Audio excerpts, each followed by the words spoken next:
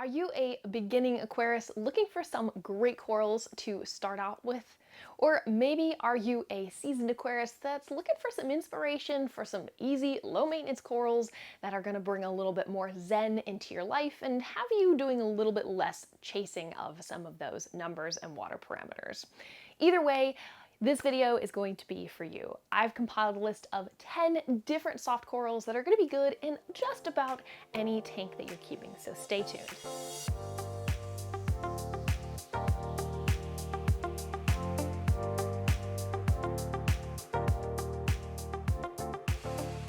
Hi there, I'm Hilary for Waterlogged on behalf of SaltwaterAquarium.com. As promised, I've got a list of 10 different soft corals that are going to be great for just about any tank. Now, a few of the things that all the corals on this list have in common are, one, their price. These are considered beginner corals, which means they're going to be affordable. It's not going to break the bank when you go and pick some of these up to add them to your tank, so price is one. The second thing is that you should be able to find them on SaltwaterAquarium.com. If you can't find them there, your local fish store might have them, or even better yet, you could make some friends in the aquarium community and they probably have a frag that they could share with you. Now, the third thing a lot of these corals have in common is that they are very hardy. They're really tolerant of a lot of different water parameters and even tolerant of water parameter fluctuations. So if you're a beginner and you're still learning how to do things, or if you have to travel a lot and you don't really have space for a controller, some of these corals might be a great option for you. So let's go ahead and get started. Now, the first one that's on my list today are mushrooms, but not just any mushrooms. I'm specifically talking about the Discosoma mushrooms. There's a couple other varieties that are out there like the Recordia and the Yuma, but I love the Discosoma because you can find them in a bunch of different colors. They grow fairly fast and they can add a splash of color to multiple areas of your tank.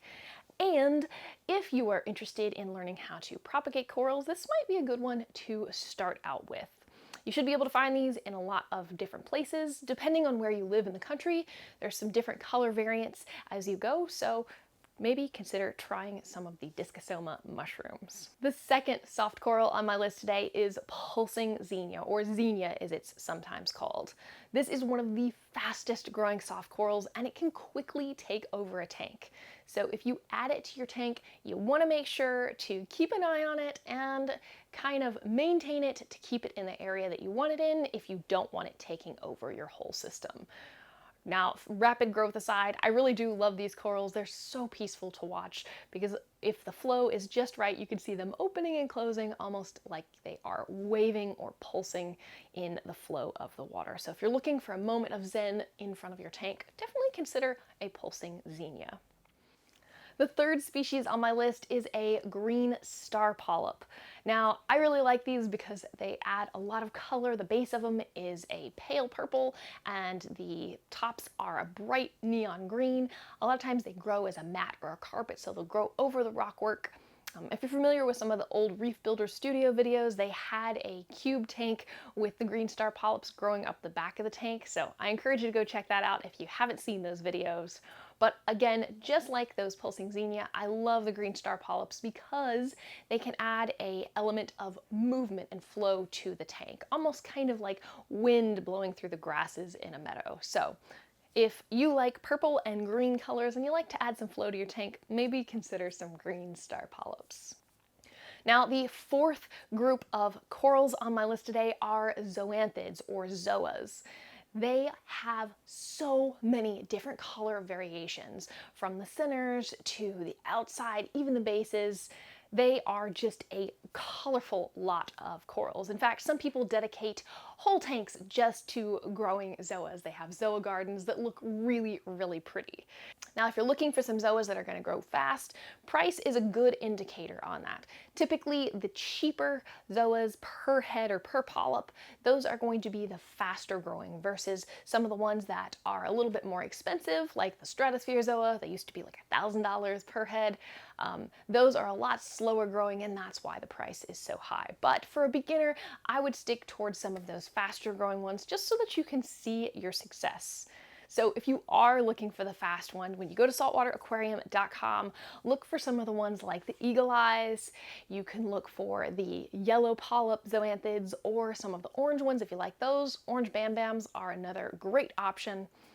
I will say, keep in mind, just because some corals grow fast in one person's tank doesn't mean they're going to grow fast in every tank. Every tank is a little bit different, but those should get you started in the right direction as far as quick growing zoanthids. The fifth coral on my list is another one that is going to move along in the flow of the tank, and that is a daisy coral. If you like the idea of the pulsing Zenia, but you don't want something that's going to grow as fast, and you want something with a little bit more color, a daisy coral might be a great option for you to consider. They're another one, it's very easy to maintain them, and they look really pretty, like little daisies you might find out in the garden. The next two corals on my list are both different types of leather, but the sixth coral is a finger leather or a signularia leather. Sometimes they're called neon green leathers. Whatever you call them, they are great for beginning tanks. Once they get established and they start to fill out, they add so much color to your tank. Now, once they do get established, they tend to grow pretty fast, so you gotta keep an eye on them in your tank. Make sure that their growth isn't impeding the flow of the water to some of the other corals in the different areas in your tank. So the seventh one on my list is a cabbage coral or a cabbage leather.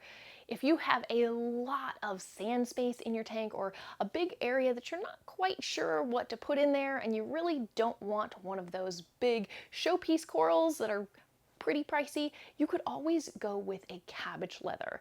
They are very unique in the way that they grow in comparison to some of the other corals on this list, and they will take up some space, making your tank look like it is filled out. So if you've got space to fill, maybe consider a cabbage leather. The eighth species on my list is a rock flower anemone. Unlike some of the regular anemones that you might find that you want to put in your tank, one good thing about rock flowers is that they tend to stay put. I say tend because they might not always stay put. They can still move around, but for the most part, once they're placed, they tend to stay there. Now, these come in a huge variety of colors. They're pretty forgiving, and this is another one of the types of soft corals that actually people will dedicate whole tanks to just having a rock flower anemone garden. The 10th and final coral on my list today is another type of leather, and that is a toadstool leather. Just like its name suggests, these grow like a toadstool mushroom. Now, what's really cool about these is that you can kind of experience two different sides to it. When it is happy and awake, it has a whole bunch of appendages that will stick out on the top and kind of move back and forth in the flow of the water. Now, if it's just waking up or if a crab or a fish has irritated it, all of those will kind of pull back in and shrink up, almost looking like a bunch of warts or bumps on the top of it. Either way, I think these are really fun coral, so if you're looking for something that is interesting, maybe consider a toadstool leather. Okay, that is going to conclude my list of different soft corals, but I'm curious to hear, what is your favorite soft coral? If you're new to this and you're curious about a specific soft coral, or any other coral for that matter, leave a comment below and I'll do my best to get back to you. All right, thank you so much for watching. I really do appreciate it. I hope to see you next time. This has been Hilary for Waterlogged on behalf of Saltwater Aquarium.